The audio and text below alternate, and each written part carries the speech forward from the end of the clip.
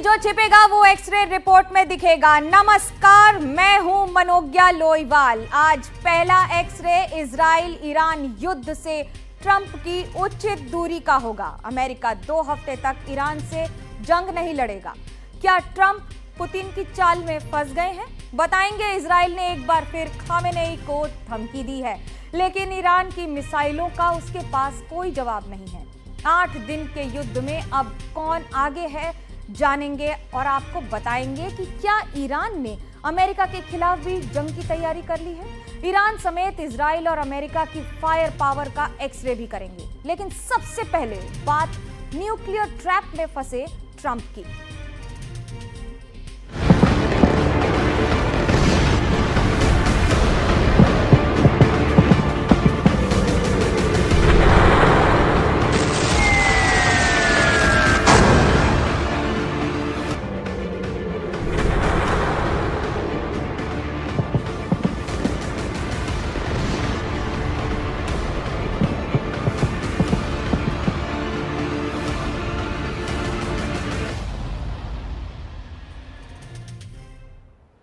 Iran और Israel की जंग को 8 दिन हो चुके हैं। ईरान ने अपनी मिसाइलों का टारगेट तेल अवीव की तरफ सेट कर दिया है। ईरान को बस इससे ज्यादा बल मिल गया है, लेकिन इसलिए भी मिला है क्योंकि ट्रंप ने जंग में शामिल होने का फैसला 2 हफ्ते तक टाल दिया है।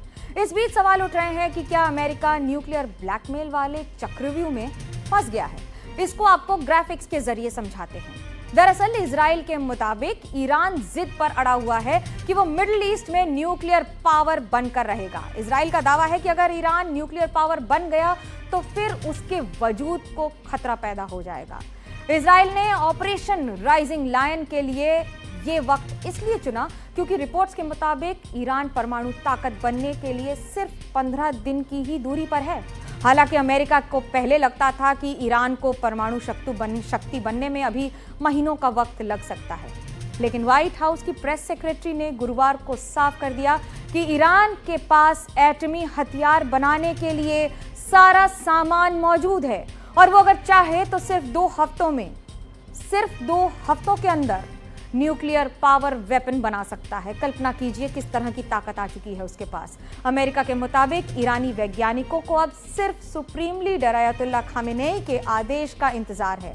इस बीच इंटरनेशनल एटॉमिक एनर्जी एजेंसी के चीफ ने कहा है कि ईरान परमाणु हथियार बना रहा है या नहीं, अभी ये नहीं कहा जा सकता, लेकिन ये सही है कि ईरान ने 60% यूरेनियम संवर्धन हासिल कर लिया है, इसलिए चिंता तो है। दूसरी तरफ रूस ने साफ साफ कह दिया है कि अगर अमेरिका इस जंग में शामिल हुआ और ईरान के एटमी प्रोग्राम यानी न्यूक्लियर सेंटर्स को निशाना बनाया तो जंग के भयानक परिणाम होंगे। यानी सीधे तौर पर अमेरिका को धमकी दी गई है। तो क्या इसी वजह से अमेरिका ने अपने हाथ पीछे खींच लिए हैं? क्या ट्रंप पुतिन की धमकी से डर गए हैं? देखिए ये रिपोर्ट।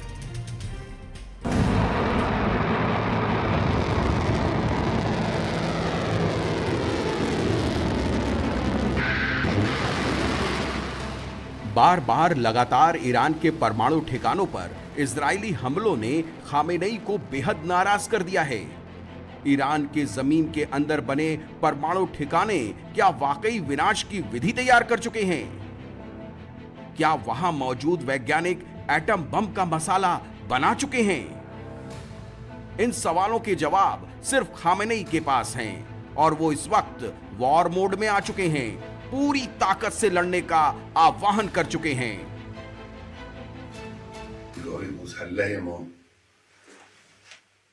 अगर दुश्मन को ये लगने लगे कि आप उनसे डर रहे हैं तो फिर वो आपको नहीं छोड़ेगा। अभी तक जो ताकत दिखाई है उसी को आगे भी जारी रखना होगा। हम किसी के आगे सरेंडर नहीं करेंगे। ईरान सरेंडर करने वाला मुल्क नहीं है। तो क्या खामेनेई के इस बयान ने ट्रंप को यू टर्न लेने पर मजबूर किया, या फिर खामेनेई के पीछे कोई अदृश्य शक्ति है जो अमेरिका को आंख दिखा रही है? जब तक एक्सपर्ट्स जवाब डिकोड करते, क्रेमलिन और बीजिंग से पुतिन और शी जिनपिंग के फोन कॉल की चर्चा वॉशिंगटन में होने लगी। दोनों नेताओं ने इजराइल और ईरान के बीच जंग की वजह से मिडिल ईस्ट में पैदा हुए तनाव पर काफी देर तक बात की। व्लादिमीर पुतिन ने शी जिनपिंग को बताया कि ईरान की परमाणु फैसिलिटी पर इसराइल जिस तरीके से हमले कर रहा है वो बेहद खतरनाक है और किसी के हित में नहीं है। चीन के राष्ट्रपति शी जिनपिंग ने कहा है कि सीज फायर जल्द होना चाहिए। ताकत के बल पर किसी भी अंतर्राष्ट्रीय मसले का हल नहीं हो सकता और अगर स्थितियां जल्द ही सामान्य नहीं हुई तो युद्ध का दायरा बढ़ सकता है। बात इजराइल ईरान युद्ध पर हुई, लेकिन मैसेज जिसे पहुंचाना था पहुंच गया। इसीलिए जैसे ही चीन और रूस के नेताओं की बातचीत खत्म हुई, थोड़ी देर बाद व्हाइट हाउस की प्रेस ब्रीफिंग में ट्रंप का फैसला पढ़ा गया। फैसला ये कि अमेरिका 2 हफ्ते बाद जंग में शामिल होने पर फैसला लेगा। Regarding the ongoing situation in Iran, I know there has been a lot of speculation amongst all of you in the media regarding the president's decision making and whether or not the United States will be directly involved. In light of that news, I have a message directly from the president, and I quote, "Based on the fact that there's a substantial chance of negotiations that may or may not take place with Iran in the near future, I will make my decision whether or not to go within the next 2 weeks." That's a quote directly from the president for all of you today. यानी बात घूम फिर कर diplomacy की तरफ मुड़ गई। कई एक्सपर्ट्स का मानना है कि ट्रंप ने ईरान पर 2 हफ्ते का समय इसलिए लिया ताकि वो ईरान को एक बार फिर सोचने का वक्त दे। खामेनेई दोबारा अमेरिकी डील के बारे में सोचें, लेकिन खामेनेई के तेवर देखकर लगता है कि ईरान अमेरिका के खिलाफ जंग की तैयारी कर रहा है। अमेरिका माइंड गेम खेल रहा है। I can say on behalf of President Trump, which he has been very clear in expressing, as has Special Envoy Witkoff, that would be a very, very, very bad decision. America चाहे जो कहे, लेकिन Iran Israel युद्ध को लेकर रूस और चीन के नेताओं का बयान ये बताता है कि अब वर्ल्ड ऑर्डर सिर्फ वॉशिंगटन से तय नहीं होगा। अगर अमेरिका इजराइल के सपोर्ट में उतरेगा तो फिर ये जंग न्यूक्लियर संपन्न महाशक्तियों की जंग में तब्दील हो सकती है।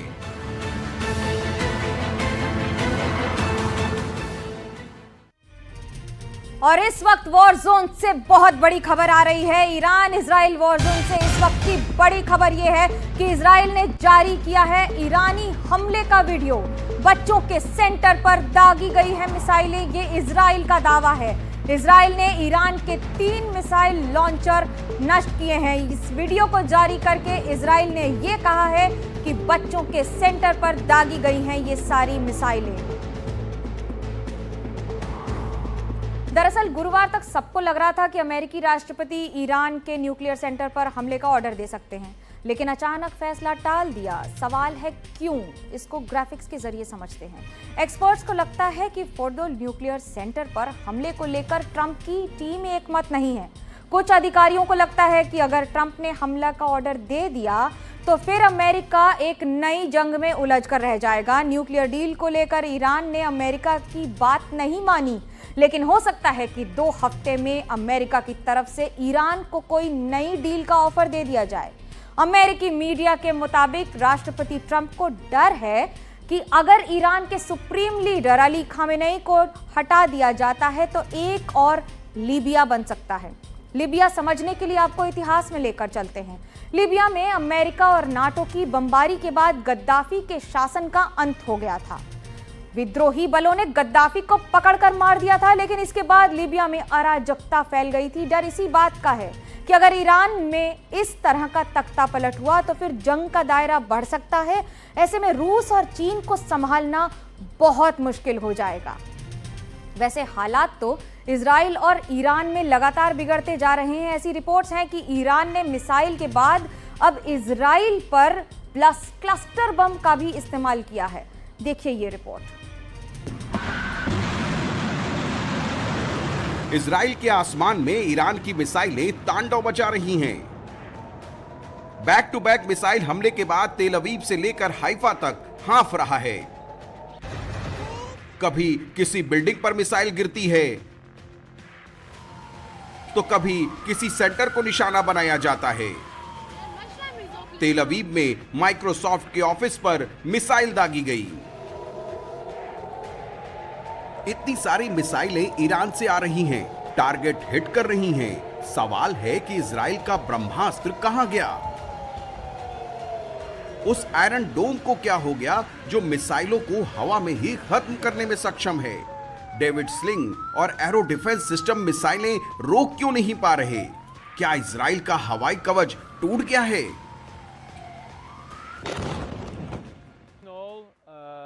कुल मिलाकर हमारी 2 बिल्डिंग पर सीधा अटैक हुआ।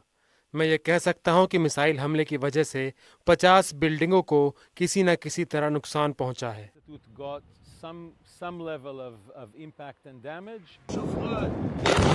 बिरशेबा, हाइफा में मिसाइल हमलों के बाद बदहवास इजरायली लोगों की तस्वीरें बताती हैं कि ईरान मिसाइल युद्ध में इजराइल को पछाड़ रहा है।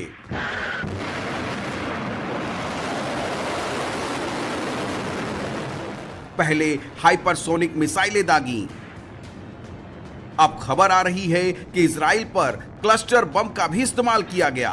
इजराइल के मुताबिक ईरानी मिसाइलों का वॉरहेड हवा में 7 किलोमीटर ऊपर ही टूटने लगा। मिसाइल के अंदर कम से कम 20 छोटे छोटे बम रिलीज हुए और ये बम सेंट्रल इजराइल में 8 किलोमीटर के दायरे में फैल गए। क्लस्टर बम को सुपरसोनिक या हाइपरसोनिक मिसाइल से दागा जाता है। इसका इस्तेमाल ज्यादातर इन्फेंट्री यूनिट या दुश्मन देश की सेना के जमावड़े को नुकसान पहुंचाने के लिए किया जाता है। इजराइल का आरोप है कि ईरान ने नागरिकों पर बम का इस्तेमाल किया। हाइफा में 17 लोग मिसाइल की चपेट में आए, लेकिन ईरान कहता है शुरुआत उसने की थी। अगर दुश्मन को ये लगने लगे कि आप उनसे डर रहे हैं तो फिर वो आपको नहीं छोड़ेगा। अभी तक जो ताकत दिखाई है उसी को आगे भी जारी रखना होगा। हम किसी के आगे सरेंडर नहीं करेंगे। ईरान सरेंडर करने वाला मुल्क नहीं है।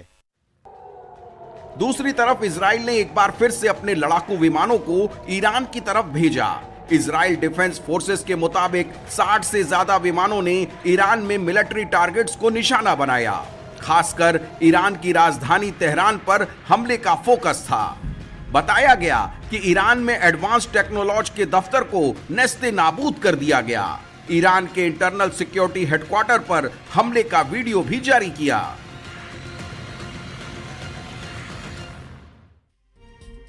अब अगर अमेरिका जंग में कूदा तो ईरान की तैयारी क्या रहेगी? क्या बंकर से नए हथियार निकालेंगे? आपको ग्राफिक्स के जरिए इजराइल, ईरान और अमेरिका की 5 सबसे शक्तिशाली हथियारों के बारे में बताते हैं। ईरान के पास फतह नाम की हाइपरसोनिक बैलिस्टिक मिसाइल है। इसके अलावा अबू मेहदी नाम की क्रूज मिसाइल भी है। गुजाहिर और शाहिद नाम के ड्रोन हैं। फतह 110 नाम की छोटी दूरी की बैलिस्टिक मिसाइल भी है। इजराइल का सबसे ताकतवर हथियार उसका आयरन डोम डिफेंस सिस्टम है। सार 5 नाम का युद्धपोत है। इजराइल के पास बराक 8 सैम नाम की मिसाइल है। F-16 विमान और मरकावा टैंक भी मौजूद हैं। अमेरिका के पास USS निमित्ज समेत 3 एयरक्राफ्ट कैरियर हैं। विमानों में F-22 स्टेल्थ फाइटर जेट, इसके अलावा B-2 बॉम्बर है। अमेरिका के पास टोमाहॉक क्रूज मिसाइल है। इसके अलावा MQ-9 reaper drone pin point attack करने में सक्षम है। वॉर जोन का हैरान करने वाला वीडियो ईरान के आत्मघाती ड्रोन को मार गिराया है। ये बहुत बड़ी खबर आ रही है। आपको ये बता दें कि किस तरह से इजराइल के F-16 विमान ने हवा में ढेर किया है। एयर टू एयर मिसाइल से ड्रोन को किया है तबाह। लगातार इस तरह की घटनाएं हो रही हैं और एक के बाद एक अब मिसाइल अटैक्स एक दूसरे पर पिछले 8 दिनों में एक के बाद एक स्तर पर बढ़ते चले जा रहे हैं।